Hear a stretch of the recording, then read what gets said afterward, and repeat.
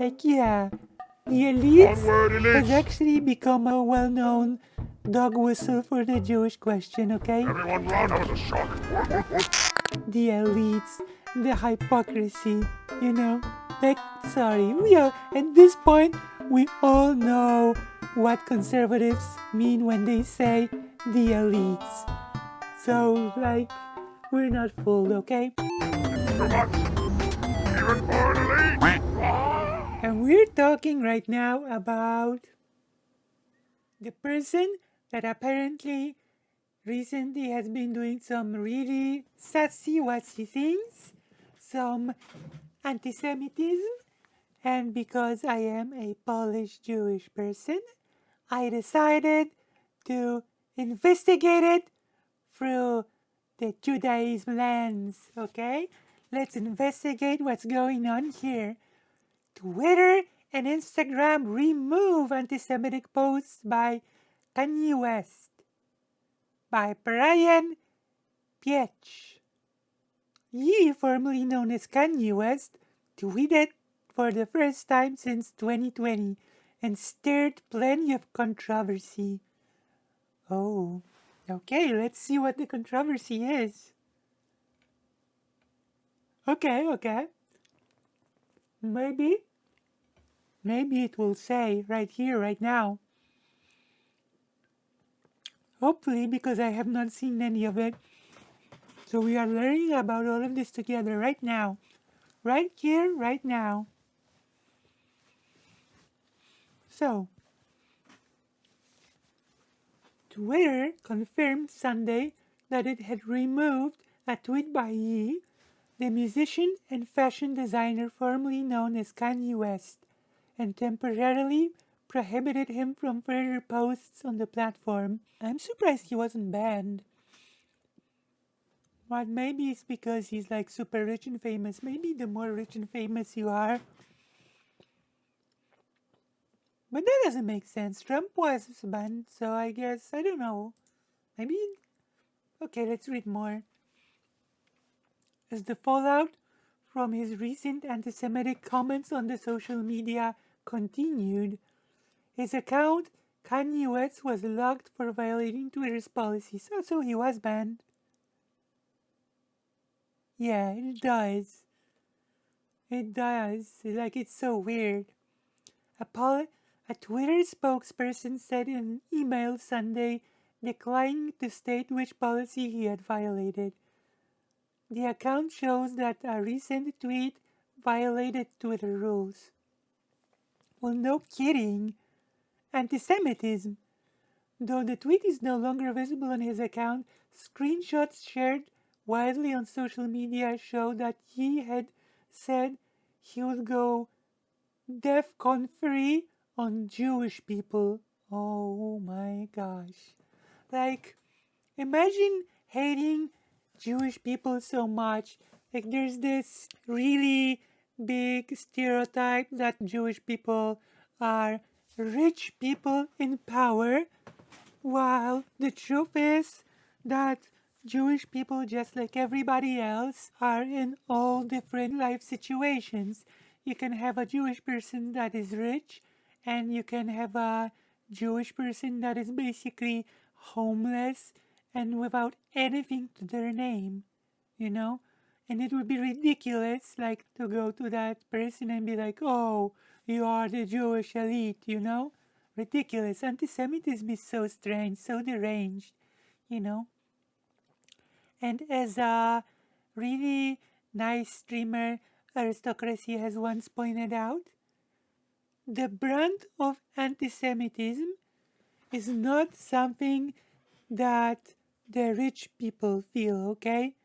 Most of anti-Semitism is felt by those Jewish people that are actually poor, that actually cannot defend themselves, that actually have little to no, means to isolate themselves from the um discrimination, okay?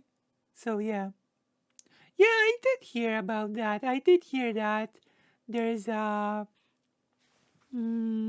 sort of element of bipolar disorder when it comes to E. West's behavior. And I know because I have relatives in my family who suffer from the bipolar disorder, and it really can have a huge amount of effect on your personality.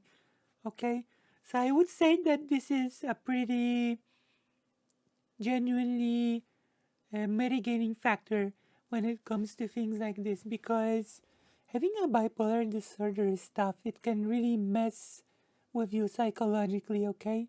It's a really complicated disorder, and treatment can also be quite complicated and difficult. Yeah, you know, going through the manic phase when you feel undefeatable, when you feel like you can do anything, and sometimes being manic is sometimes associated with the positive quote unquote phase of being bipolar, but it can be just as negative as the opposite, about which we will talk about in a few seconds. But the manic phase can, for example, make you not sleep at all. Like you feel undefeatable, you feel indestructible, and you set, for example, a goal for yourself and you decide not to sleep for 3 days, right? Because you feel nothing can happen to you. While, of course, things can happen to you and will happen to you from not sleeping for 2 or 3 days. So, manic mode can be just as destructive as the deep depression mode that is on the other side of the bipolar disorder. You know, hence the name. You have the polar opposites of mood, so to speak. You know, and bipolar disorder can also lead people to become violent sometimes. This can also happen. So it's like a very, very complicated disorder. Okay? So it's not exactly a laughing matter. That's like a really serious thing. Of course, it matters from person to person. Some people have it in less severe, like, so it's less severe for some people, but for some people, it can really make it difficult for day to day functioning. So, yeah. And apparent the reference to DEFCON, the US military defense readiness system. In the tweet, he used anti Semitic tropes and said he could not be anti Semitic because black people are actually Jew also. There is a there is a bit of truth to this because Jewishness, so to speak, is not really tied to a single race, okay? People of all skin tones can be Jewish, okay? Especially since you can also become Jewish through conversion, which is a totally different, separate topic, okay? It's been a long time since I went to the last Shabbat dinner, but when I attended the Shabbat dinners on Fridays, many times there were guests from different countries, guests from abroad. It was a very diverse company. People of many different cultures, many different skin tones would gather during the Shabbat dinner. And the thing that would unite us all would be our sort of Jewishness, you know? Which is very interesting to discuss one day, how Jewishness sort of, in a way, it is like an ethnic identity, but also in a way it transcends it because people of many different ethnicities and races can be Jewish. But it doesn't change the fact that yes, you can be anti Semitic as a black person, you can be anti Semitic as a white person, okay?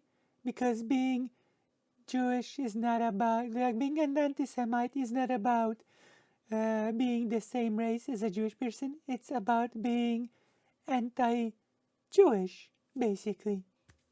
Does that make sense? Did this ramble make any sense at all? Did I make any sense at all? So yeah. Mm, the action by Twitter comes after Instagram removed a post from his account and similarly locked his account temporarily. Okay, so it's not a permaban. A spokesperson for Meta, the parent company of Instagram, formerly known as Facebook, said in an email that the platform deleted content from Kanye West for violating our policies and placed a restriction on the account. We may place restrictions on accounts that repeatedly break our rules. For example, we may temporarily restrict them from posting, commenting, or sending DMs.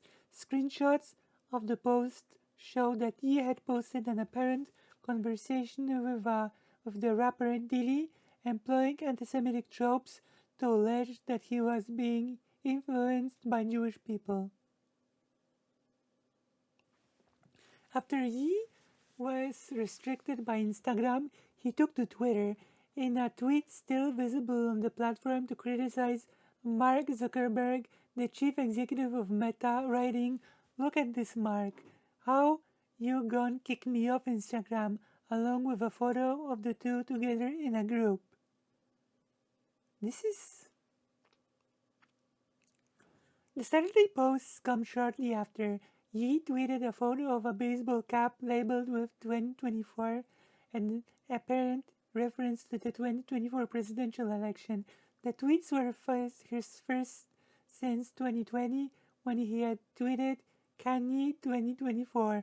Oh yeah, I saw a bit of his interview with Tucker Carlson when among other things he said that he's destined to be the president and that also that he the fact that he had to hide that he likes Trump drove him insane.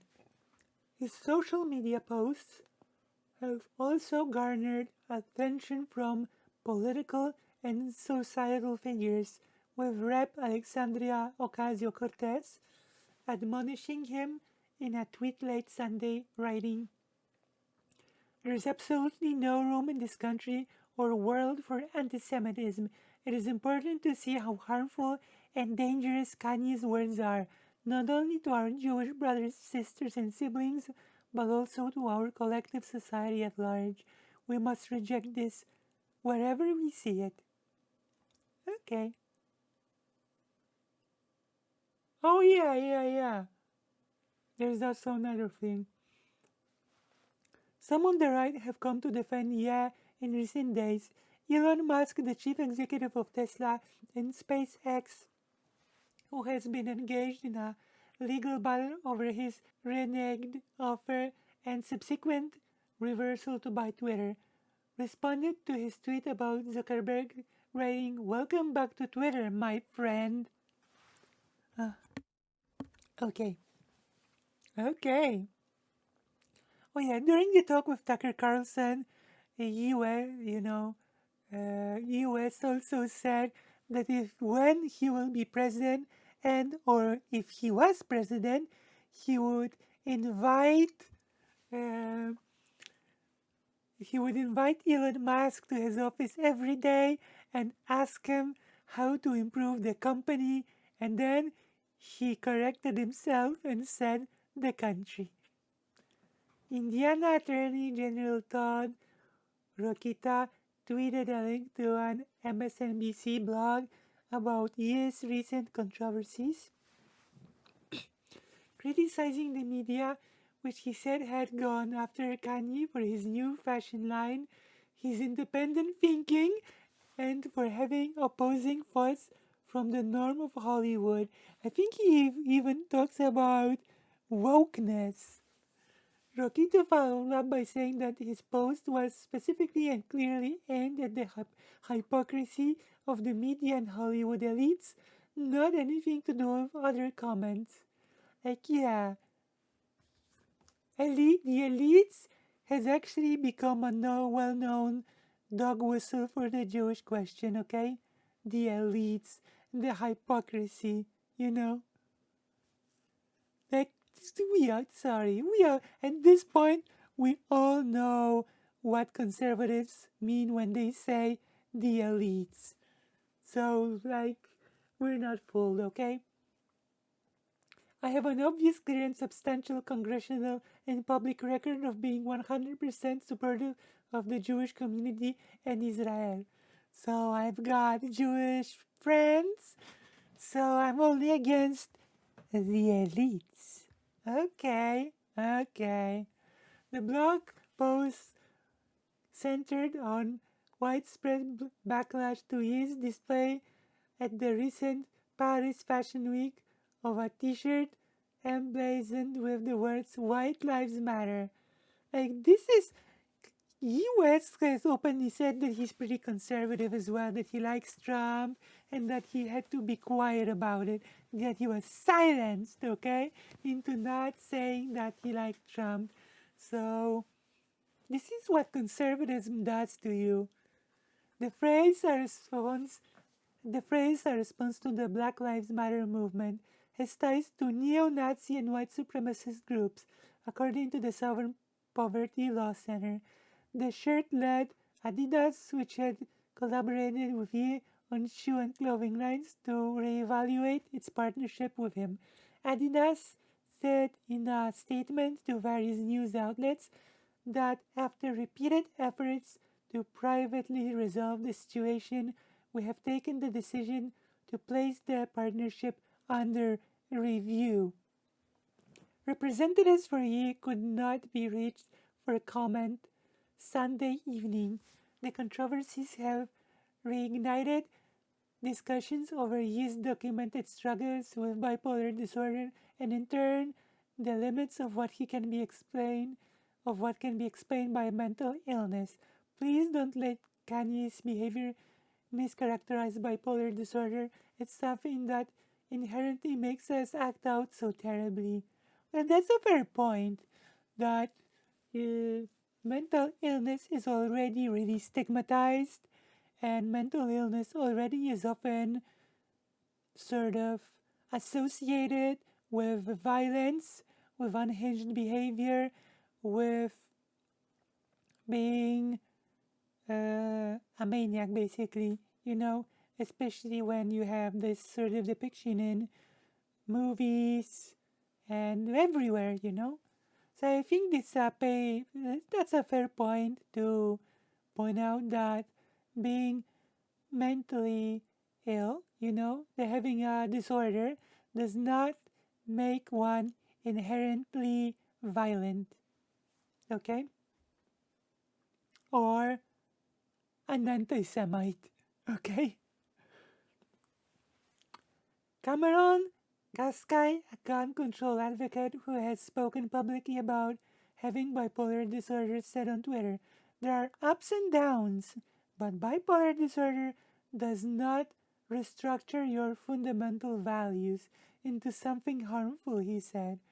Yeah, so basically what he's saying that if you are not racist, being bipolar will not suddenly change you into a racist, which of course once again makes perfect sense to me. So, if you enjoyed this little segment, please leave a like, subscription, and follow me on the Twitter. Maybe even follow me on Instagram if you're interested in my art. Okay?